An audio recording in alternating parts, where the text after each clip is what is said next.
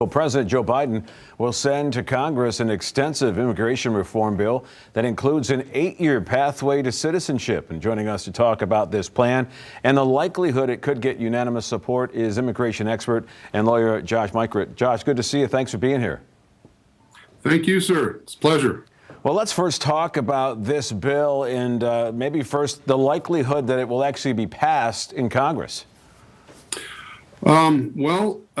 From what I've read, there's some significant critiques coming from the Republicans of this bill. Perhaps that's not surprising, specifically as regard the issues regarding border security. In 2013, this passed a somewhat bipartisan comprehensive immigration reform bill, and there were a lot of border security provisions wired into that one. And this one, at least the version that the president is floating initially here, aren't as strong on those components, and so without some bipartisan support, I don't think there's much hope for it, unless the Senate votes to end the Senate filibuster, which at this point I don't think seems very likely, but there has been some talk of that happening.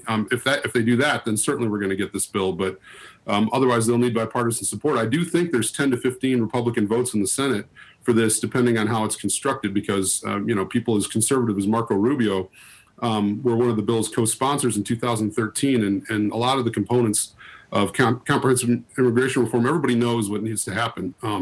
There's pretty much bipartisan consensus that we're not going to deport 12 to 20 million people, and we're also not going to have a purely open border. And those are sort of the extreme positions. Like the far right wants to see no immigration, the far left wants to see open borders. Everybody knows it's not going to happen either way. And hopefully, if we can get a compromise that's somewhere in the middle, there's a chance that this could actually happen.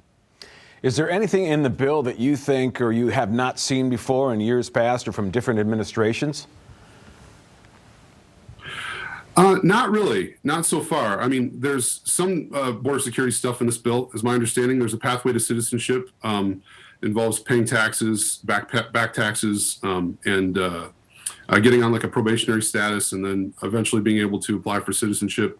There are protections in there for people who were brought here by their parents. So like people that currently benefit under the DACA program that was instituted by President Obama in 2012. There's some reform of the immigration court system, which is desperately needed. I think everybody knows that that's a key component of any comprehensive immigration reform bill. So no, I haven't seen anything that's, at least at this point, and I don't know that the bill has dropped yet, so I haven't had the chance to look at the fine points. I've only gotten the sort of bullet points that have been put out in soundbite form. But at this point, it doesn't look like there's anything that hasn't been addressed since at least 2007. There was an attempt, a bill called McCain-Kennedy. It was late Ted Kennedy, late Senator John McCain, that came together and tried to get a bipartisan consensus. It didn't happen. The Senate did actually pass a bill in 2013. And so I think whatever we get is likely going to build on the efforts that have been percolating for about 20 years almost now. All right. Josh, thanks for being here. We appreciate the insight this morning. My pleasure. Thank you, sir. You bet.